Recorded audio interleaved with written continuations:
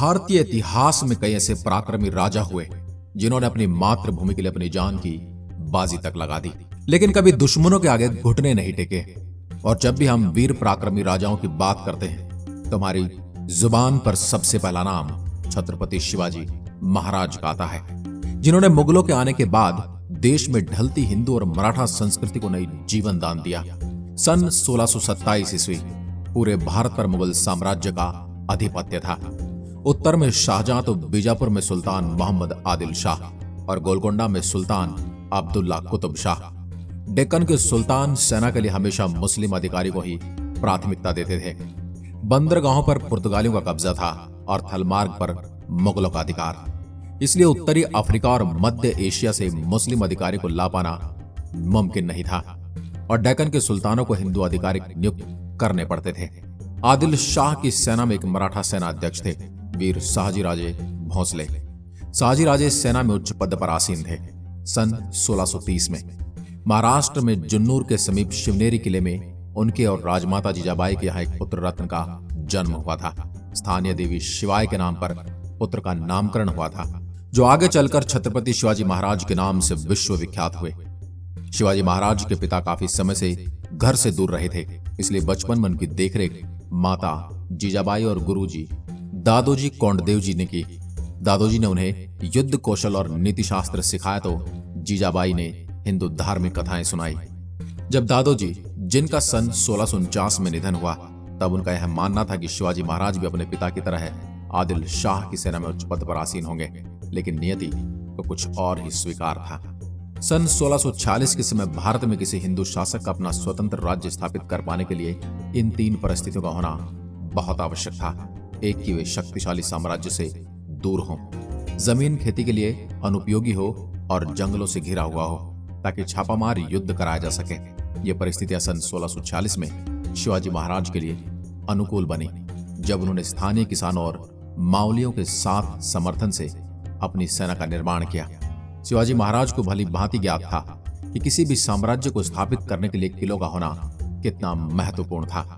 इसलिए सिर्फ 15 साल की उम्र में ही आदिल शाही अधिकारियों से तोरना, चाकन एवं कोंढाणा किलों को अपने अधिकार में कर लिया।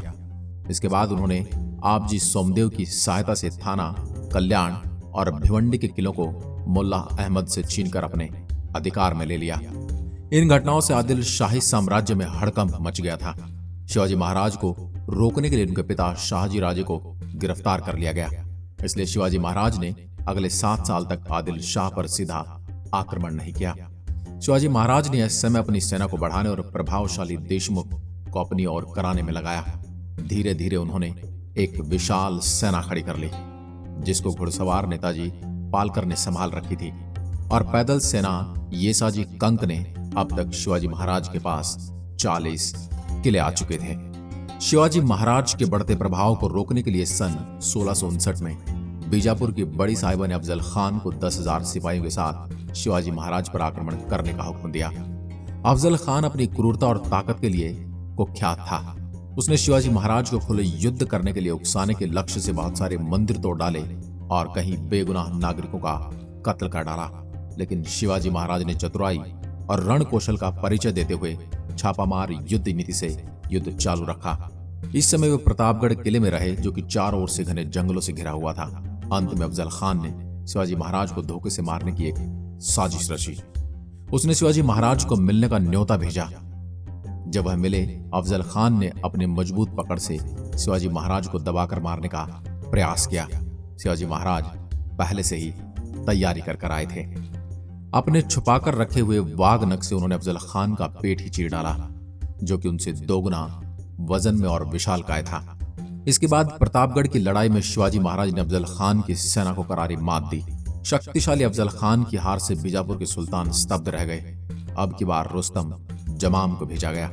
28 दिसंबर 1659 को शिवाजी महाराज ने रुस्तम जमाम की सेना पर सामने से हमला बोल दिया था और उनकी सेना की 2 और टुकड़ियों ने दोनों दिशाओं से रुस्तम की सेना पर आक्रमण कर दिया।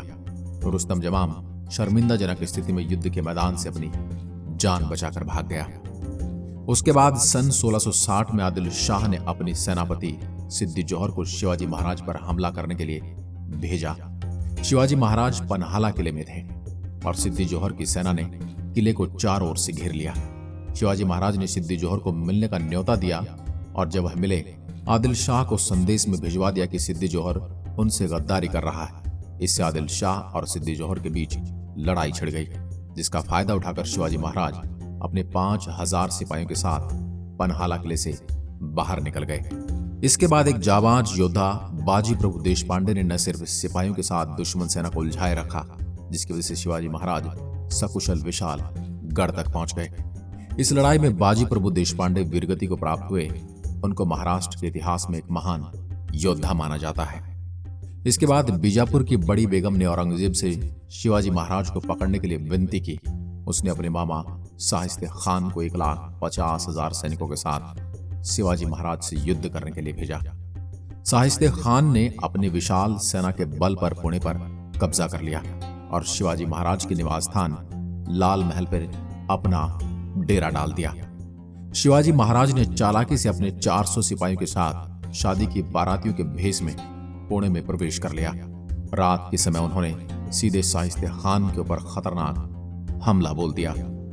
खान ने खिड़की से कूदकर अपनी जान बचा ली, पर शिवाजी की तलवार से अपनी 3 उंगलियां गवा बैठा। उंगली तो गई और इज्जत भी। फिर शिवाजी महाराज ने सन 1664 में मुगल व्यवसायी केंद्र सूरत पर आक्रमण करके उसको तहस नहस कर दिया। औरंगजेब आग बबूला होकर 60 वर्षीय मिर्जा राजे जयसिंह को अपने 15,000 सैनिकों के साथ शिवाजी महाराज से लड़ने के लिए भेज दिया। इस युद्ध में शिवाजी महाराज की हार हुई और उन्हें अपने 23 किले और 40 लाख की मुद्रा हर जाने के रूप में देनी पड़ी।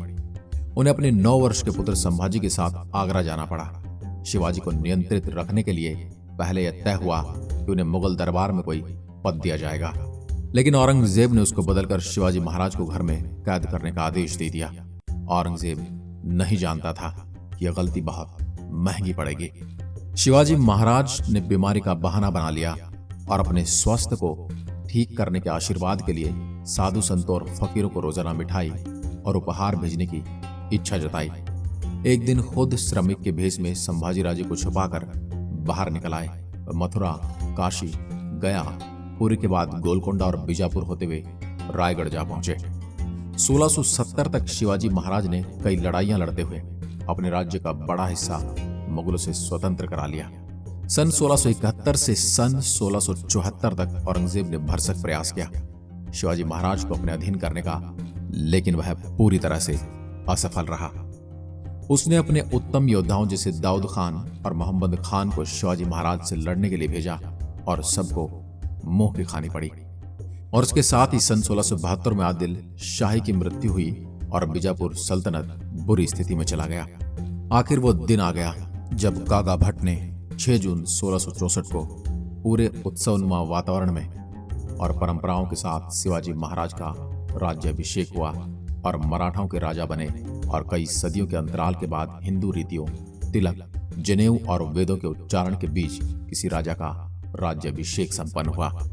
शिवाजी महाराज की महानता सिर्फ उनकी बहादुरी और युद्ध कौशल में ही नहीं थी, वो एक योग्य प्रशासक भी थे। उन्होंने धर्म के आधार पर कभी भी किसी से पक्षपात नहीं किया। उन्होंने कभी भी किसी नारी का निरादर नहीं किया। यहां तक युद्ध में हारे हुए दुश्मनों की स्त्रियों को भी सम्मान सहित वापस पहुंचा दिया।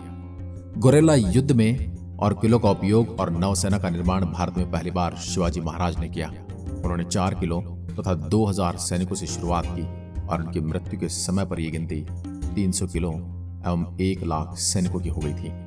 मार्च 1680 में शिवाजी महाराज का स्वास्थ्य खराब हुआ और तेज बुखार और पेचिश के चलते 5 अप्रैल 1680 में उनका स्वर्गवास हो गया। औरंगजेब ने सोचा शिवाजी महाराज की मृत्यु के बाद मराठा राज्य खत्म हो जाएगा, लेकिन ऐसा हुआ नहीं। पहले उनके पुत्र संभाजी राजे ने और उनके बाद राजा राम ने मराठा शासन की बागडोर संभाली। औरंगजेब को करीब 25 सालों तक मराठों से युद्ध लड़ना पड़ा, जिसकी वजह से वो अपनी मृत्यु के समय पूरी तरह से बर्बाद हो गया था। शिवाजी महाराज ने जो मराठा राज्य की नींव रखी वो आगे जाकर कर्नाटक से लेकर अटोक पाकिस्तान तक फैल गई। भारत के महान सपूत और राजमाता जीजाबाई के साहसी पुत्र छत्रपति शिवाजी महाराज की वीरता की कहानी अद्भुत है। उनके जीवन से न सिर्फ लोगों को आगे बढ़ने की प्रेरणा मिलती है, बल्कि राष्ट्र प्रेम की भावना भी प्रज्वलित होती है। आज हम इस महान सेनानायक को प्रणाम करते हैं। वीडियो अच्छा लगे तो लाइक करें और चैनल को सब्सक्राइब जरूर करें। जय हिंद, जय भारत।